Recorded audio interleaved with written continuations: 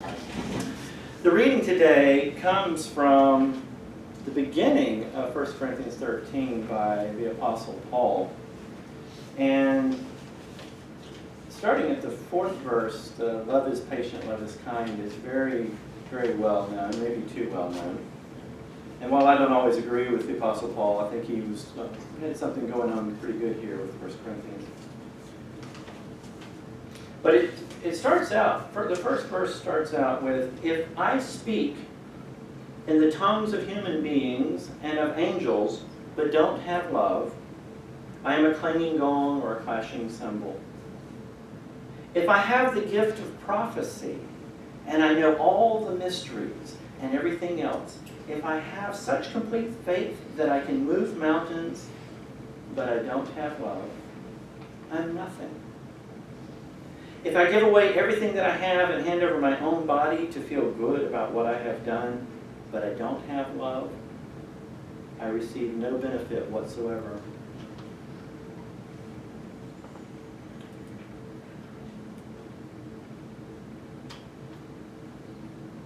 So Paul was talking about love, and we're going to make the connection between practicing loving kindness and love.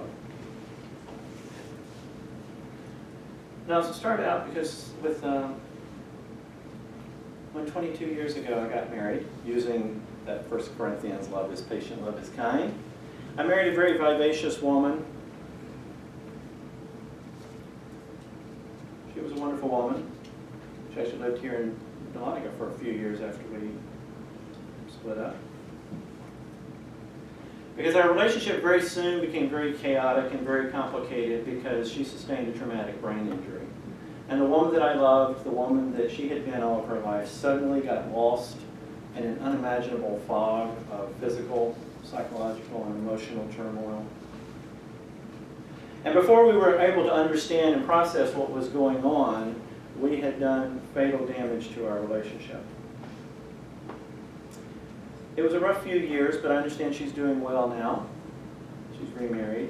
She has a good relationship with her adult children. The failure of that relationship was a turning point in my life. It was a turning point in my spiritual path. My anger and my dismal reaction to her struggles were a real wake-up call. Near the end of our relationship, too late for it to do any good, she gave me a book from which I share ideas today. The book was by Buddhist teacher Sharon Salzberg, and it is titled Lovingkindness, The Revolutionary Art of Happiness. Now, it's based on the teachings of the Buddha from nearly 2,600 years ago, so you might want to quibble with just how revolutionary it might be. But it can have a revolutionary effect on people's lives, as it did mine. It is a practice that speaks volumes about wisdom and happiness. And even though the book was written many years ago, it's even more relevant now. Why do we need such an approach? And outside of personal relationships, we are faced with larger societal issues, problems that we need to address. Near the beginning of July, Charlotte brought to you a sermon that Reverend William Barber gave at the GMUUC General Assembly. And this sermon dealt with many of the struggles that we face: inequality, racism, structural problems in our society that don't give people a fair chance oftentimes. It's just really serious problems. And the sermon was entitled Calling for Love in the Face of Hatred. And William Barber does follow in the legacy of Dr. Martin Luther King. And it is a nonviolent approach. It is an approach based in love. Dr. King actually borrowed from the Buddhist teachings of Siddhartha Gautama, as recorded in the Dhammapada. Hatred is never appeased by hatred in this world. By non-hatred alone is hatred appeased. This is the law of eternal. It was true 2,600 years ago, and it's still true today. Dr. King rephrased it to say that only love can defeat hatred. And we know that hatred is in the news lately.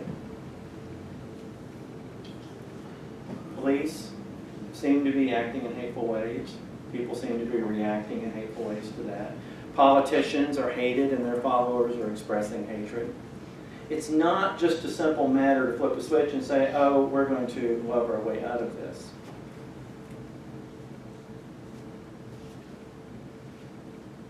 You can't just say you love everybody and everything's okay. It's not easy. I'm going to kind of walk back a little bit what I said about simple. It is actually simple. It's not easy. We carry our anger like the frog in the story, the frog that's on our back, and we just can't seem to get away from it. Except there is hope in the practices that the boy in the story demonstrated. So, what is this practice? Sharon Salzberg teaches a simple meditation technique called metta meditation. That's M-E-T-T-A. It's a Pali word that is most often translated as loving kindness. There were so many, in the languages of Buddhism in those early days, there were many, many words. One account says there were 69 different words for love. 96 words for love. Not sure the accuracy of that, but we do know there were many different nuanced types of love.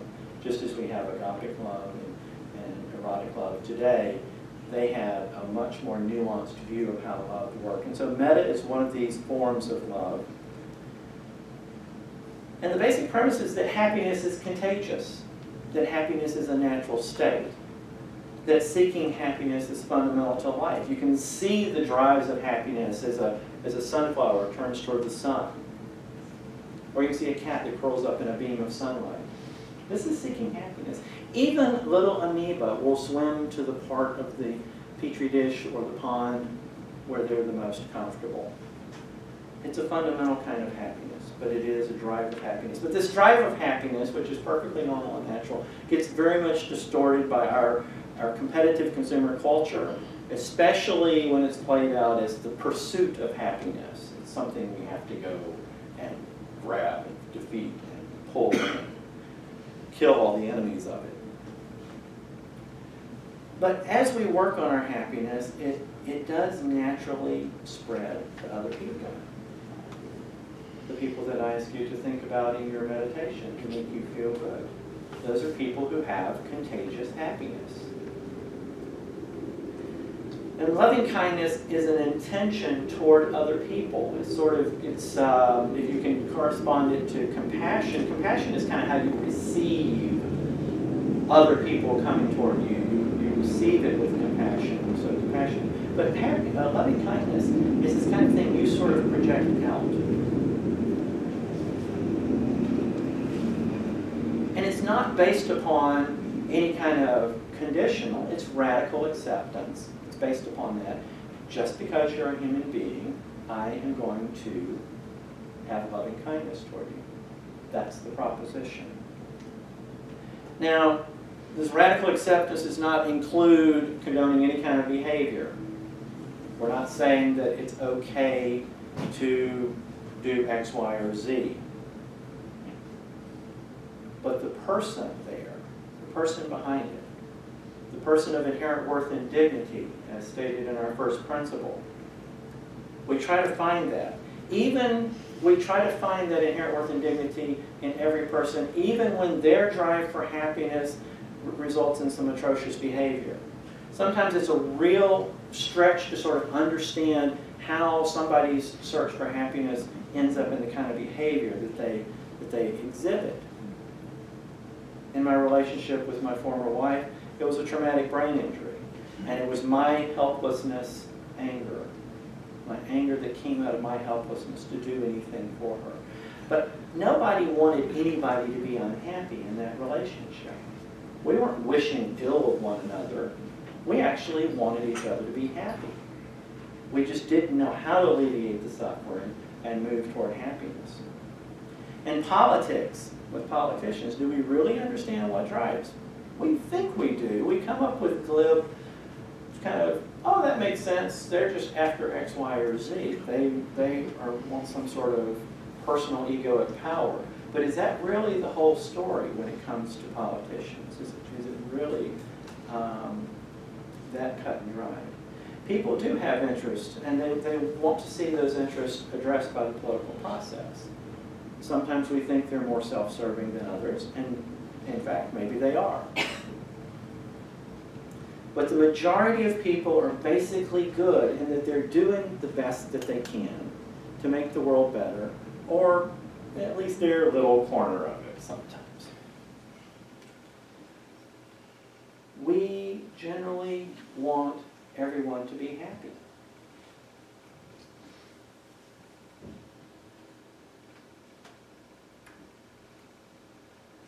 Now, what would happen if we set aside some time in our daily lives, perhaps just a few minutes, and wish the people around us to be happy? How would it change our relationship if we look deeply into their suffering and try to look past their behavior and try to see their inherent worth and dignity and to wish them to be happy? Not necessarily out loud, just to ourselves. This is the core of metta meditation. It is a practice of wishing well to people. And you can also include plants and pets and the whole cosmos, but we're going to kind of stick with people for now. They're the ones that generally give us the most anger.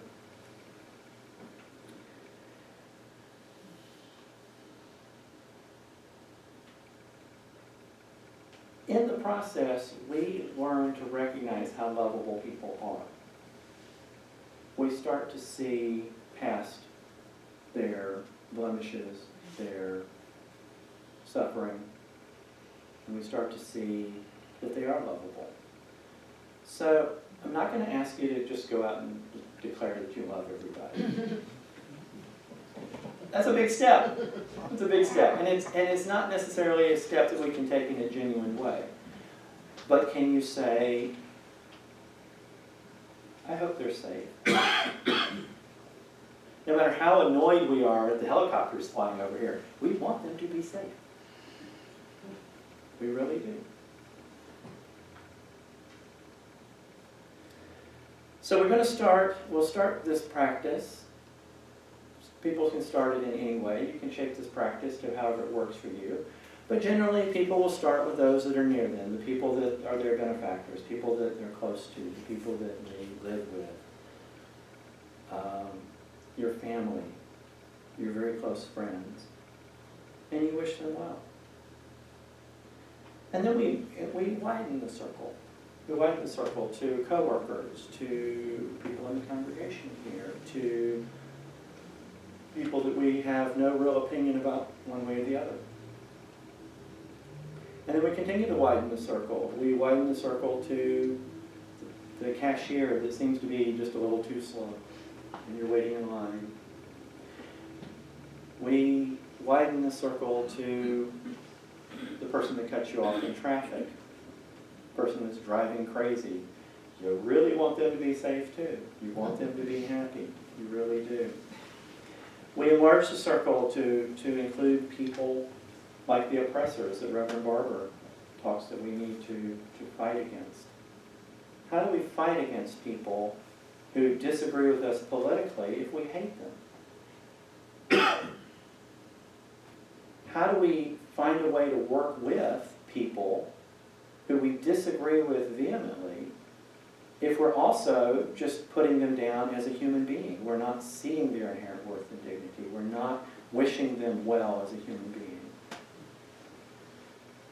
No matter how we work out things with them, if they are not safe, if they are not happy, if they are not healthy, if they're not living with peace, then what have we accomplished? Now, I'm not saying that we just roll over and agree to anything they want just to keep them happy, but we have to have that basic intentionality. And so we're going to work with people to help so that not so much that it changes them, but it changes the way we relate to them. our good intentions can influence the lives of people in ways that we cannot always be aware of. Extending metta to all beings changes the way we approach them. Now, as we send out these wishes, there's also, you can come up with your own way of doing this, but I happen to like to put it in the order of Maslow's hierarchy of needs, if you're familiar with that. I want them to be safe. I don't want anyone to feel in fear of their life or limb. I move up in the Maslow's hierarchy of needs, and I want them to be healthy. I want them to have, good nutrition and a comfortable place to sleep, and to be able to function in the world as well as they can. And then we move up a little higher into moving toward the self-actualization, and we want them to be happy. And I want them to live with peace. Now, if you adopt this practice, you can come up with your own phrases. You can voice your good wishes in words that work best to you. It's not some strict, regimented kind of thing that has to be done X, Y, or Z. And each level only requires just a few seconds of your attention. You don't have to sit here and dwell on it for days or hours or even minutes. And there will be times that you may want to concentrate on certain individuals, and there may be times when you want to do whole groups of people, or you may want to do just the whole world. So, for example, if you have a friend from China who's having trouble with their family, you may want to start with that individual and go to their family, and maybe go to all Chinese people everywhere. It's however it makes sense for you to move through the process of wishing people well. Sometimes you may be troubled by a politician. Sometimes you may want to instead look at the supporters of that politician, someone that you disagree with. What's going on with them? Why is their life the way it is, that they are holding these political views? Are they happy? Are they safe? Are they living in peace? Do we want them to have those aspects to their lives? You can also combine this with other practices. If you're doing yoga and you're doing downward dog, you can wish all dogs are happy. You can, like I said, when you're driving down the road, you see somebody on the road that's having a tough time with the driving. May they be safe. May they be happy. You can also expand this to add a little line of gratitude at the end. Not only do you wish them well, but you're also grateful for them. Or you can actually expand it to include a level of forgiveness. Either I forgive them for their behavior on top of these other parts, or you can hope that they are going to forgive you. Make a wish for that. If I have harmed or hurt them, I ask them for their forgiveness. Now, through this practice, we can work on the impediments that limit our loving relationships with others. It gives us a focus. And in many meditation practices, there's just this struggle to maintain this focus. There's this struggle to be in this certain state. Well, in this case, you are guiding the meditation yourself. You are taking an active role in this meditation, in that we are sharing this metta, we have this intentionality, and we're wishing well to others. And as we're doing that, it increases our own generosity, our own equanimity. It does us good. We know exercise does the heart good. This exercise can do your heart good.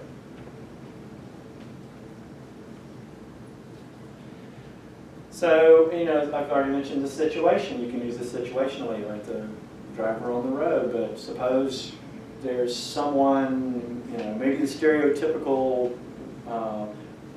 strained relationship with your in-laws or with some other family member. Take a few moments to wish them well before you go to that next visit with them. And maybe even someday you can wish them well out loud in their presence. Maybe you can evolve to that, move to that, grow to that. In our GMUUC tradition, we have a practice of doing joys and concerns. We wish people well when they come up and do this. Now, I don't know what energy flows where, but I do know that you carry that energy with you. wherever you go. I know that when you come into the presence of a person who is expressing loving kindness, you feel it from that person. It's undeniable. So let's try just a little short meditation.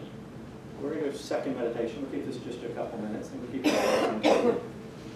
So I'll guide you through. We're just going to do like four levels. So bring to mind close loved ones, people that you know, people that you love, and think, may they be safe. May they be healthy. May they be happy. And may they live with peace.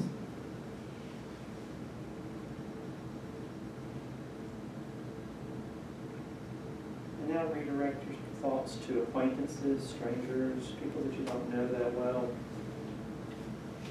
And send them out. Same good feelings. May they be safe. May they be healthy. May they be happy. And may they live with peace.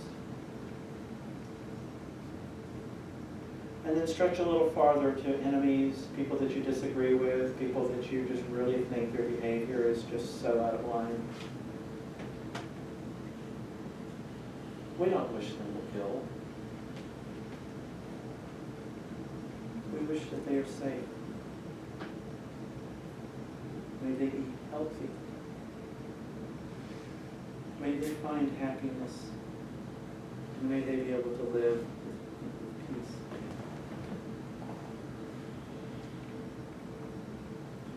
And then we move on to perhaps the absolute hardest of them all. Maybe the place where we should start. Maybe the place where we should finish. Maybe both. And we extend the same loving kindness to ourselves. So you think to yourself, may I be safe. May I be healthy. May I be happy. And may I live with peace.